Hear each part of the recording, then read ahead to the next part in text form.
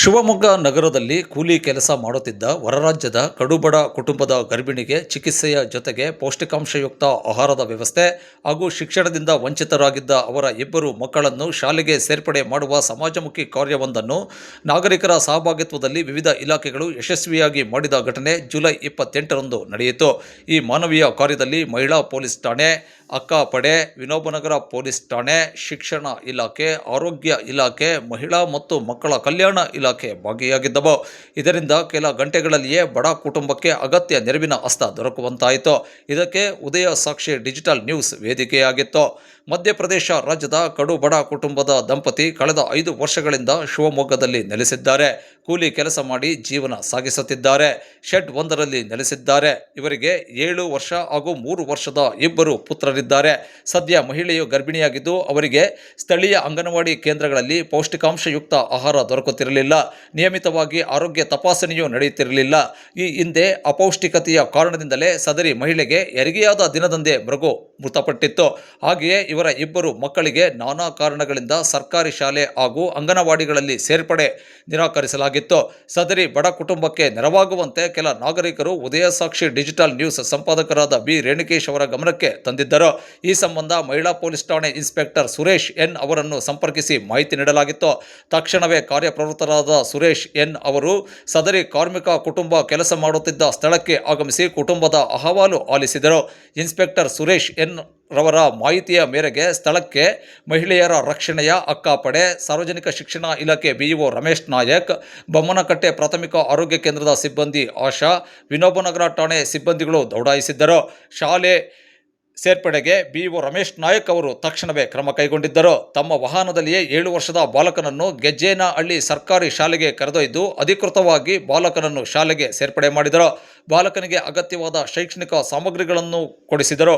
ಹಾಗೆ 3 ವರ್ಷದ ಮಗುವನ್ನು ಅಂಗನವಾಡಿ ಕೇಂದ್ರಕ್ಕೆ ದಾಖಲಿಸುವ ವ್ಯವಸ್ಥೆ ಮಾಡುವುದಾಗಿ ಭರವಸೆ ನೀಡಿದರು. ತದನಂತರ ಆರೋಗ್ಯ ಇಲಾಖೆ ಸಿಬ್ಬಂದಿಗಳು ಗರ್ಭಿಣಿಯನ್ನು ಆರೋಗ್ಯ ತಪಾಸಣೆಗೆ ಕರೆದೊಯ್ದರು. ಅವರಿಗೆ ಅಗತ್ಯವಿರುವ ಔಷಧೋಪಚಾರ, ನಿಯಮಿತ ಆರೋಗ್ಯ ತಪಾಸಣೆಗೆ ಕ್ರಮ ಕೈಗೊಳ್ಳುವುದಾಗಿ ಆಶ್ವಾಸನೆ ನೀಡಿದ್ದಾರೆ. ಮತ್ತೊಂದೆಡೆ ಮಹಿಳಾ ಮತ್ತು ಮಕ್ಕಳ ಕಲ್ಯಾಣ ಇಲಾಖೆ ಸಿಡಿಪಿಒ ಗಂಗಾಬಾಯಿ ಅವರು ಗರ್ಭಿಣಿಗೆ ಅಂಗನವಾಡಿಯಿಂದ ಲಭ್ಯವಾಗುವ ಪೌಷ್ಟಿಕಾಂಶಯುಕ್ತ ಆಹಾರವನ್ನು ದೊರಕಿಸಿಕೊಡುವುದಾಗಿ ತಿಳಿಸಿದ್ದಾರೆ. ಒಟ್ಟಾರೆ ಇಷ್ಟು ದಿನ ಸರ್ಕಾರಿ ಸೌಲಭ್ಯ ಪಡೆಯಲು ಪರಿತಪಿಸುತ್ತಿದ್ದ ಹೊರರಾಜ್ಯದ ಕಡುಬಡ ಕೂಲಿ ಕಾರ್ಮಿಕ ಕುಟುಂಬವೊಂದಕ್ಕೆ ಕೆಲವೇ ಗಂಟೆಗಳಲ್ಲಿ ಸಮರೋಪಾದಿಯಲ್ಲಿ ಆಡಳಿತ ವ್ಯವಸ್ಥೆ ಸ್ಪಂದಿಸಿ ಅಗತ್ಯ ಸೌಲಭ್ಯ ಕಲ್ಪಿಸುವಲ್ಲಿ ನೆರವಾಗಿದ್ದು ನಿಜಕ್ಕೂ ಅಭಿನಂದನೀಯ ಸಂಗತಿಯಾಗಿದೆ.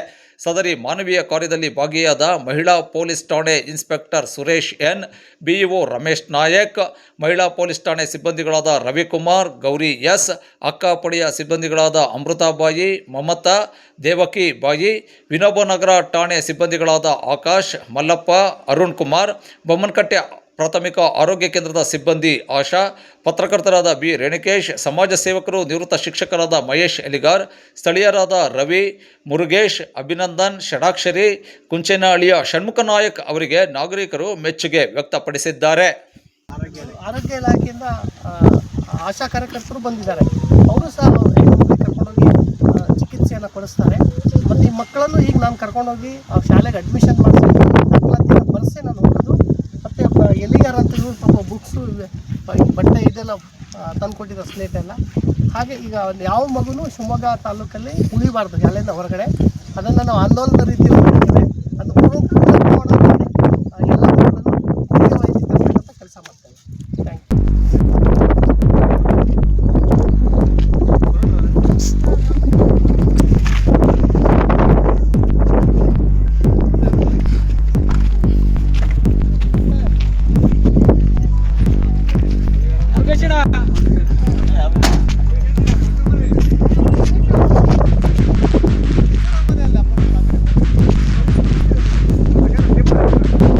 व्हाट्सएप पे मिलेगा वो।